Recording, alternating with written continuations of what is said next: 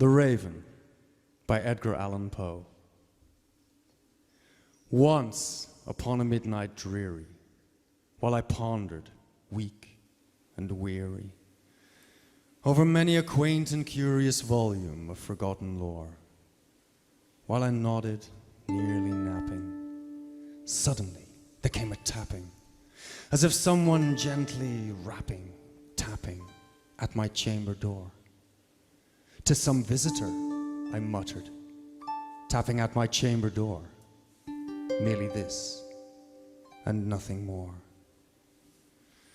Ah, distinctly I remember it was in a bleak December, and each separate dying ember wrought its ghost upon the floor. Eagerly I wished the morrow, vainly I had sought to borrow from my books surcease of sorrow, sorrow for the lost Lenore, for the rare and radiant maiden whom the angels name Lenore, nameless here forevermore.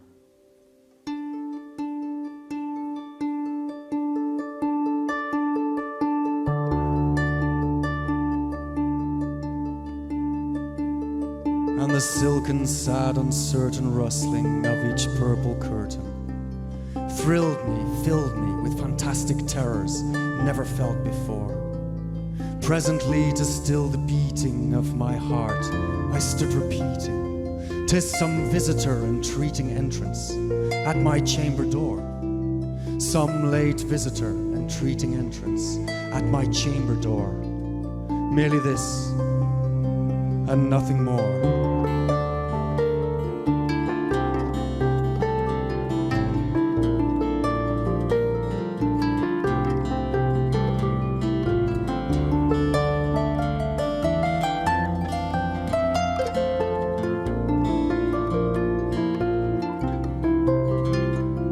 Out into the darkness peering, long I stood there wandering, fearing, doubting, dreaming dreams no mortal ever dared to dream before.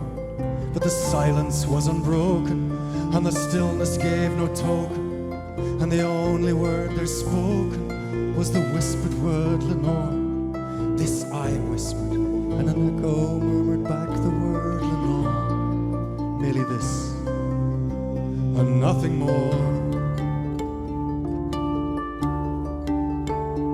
Back into the chamber turning, all my soul within me burning. Soon again I heard a tapping, somewhat louder than before.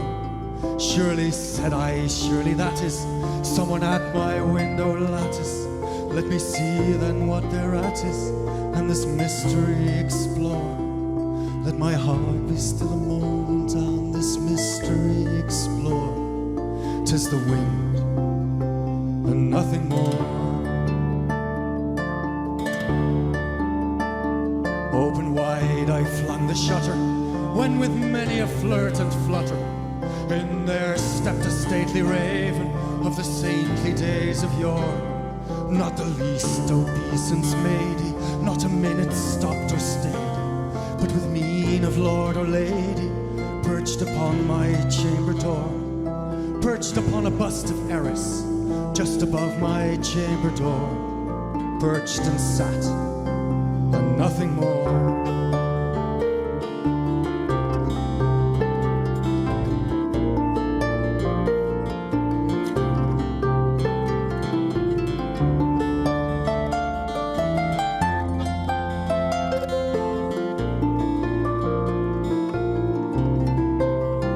Soon that ebony bird beguiling my sad fancy into smiling, by the grave and stern decorum of the countenance it wore.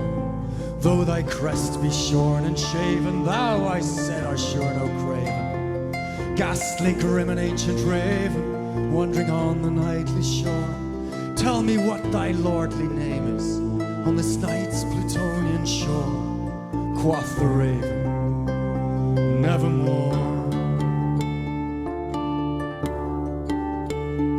Now the raven sitting lonely on that placid bust spoke only that one word as if his soul in that one word he did outpour.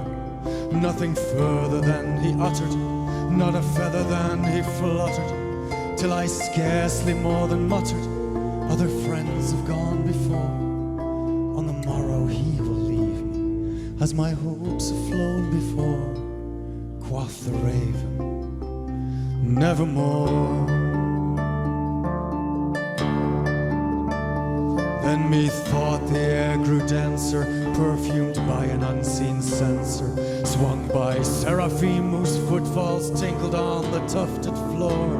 Once more on the velvet sinking, I betook myself to linking, fancy on to fancy thinking, what this ominous bird of yore, what this grim, ungainly, ghastly, gaunt and ominous bird of yore meant in croaking, nevermore.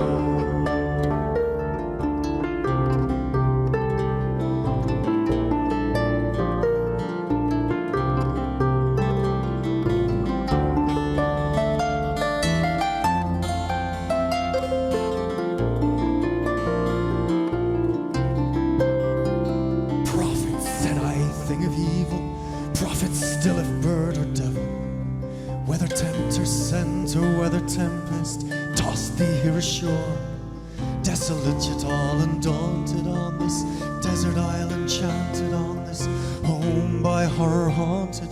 Tell me truly, I implore, is there balm in Gilead? Tell me, I implore. Quoth the raven, nevermore. Prophet, said I, thing of evil, prophet still if bird or devil, by that heaven stretched above us, by that God we both adore, tell this soul with sorrow laden, if within the distant Aidenn it shall clasp a sainted maiden, whom the angels name Lenore. Clasp her air and radiant maiden, whom the angels name Lenore. Quoth the raven, nevermore. Be that word or sign in parting, bird or fiend I shrieked of starting, get thee back into the tempest and the night's Plutonian shore. Leave no black plume as a token of that lie thy soul hath spoken. Leave my loneliness unbroken, quit the bust above my door. Take thy beak from out my heart and take thy form from off my door. Quoth the raven, nevermore.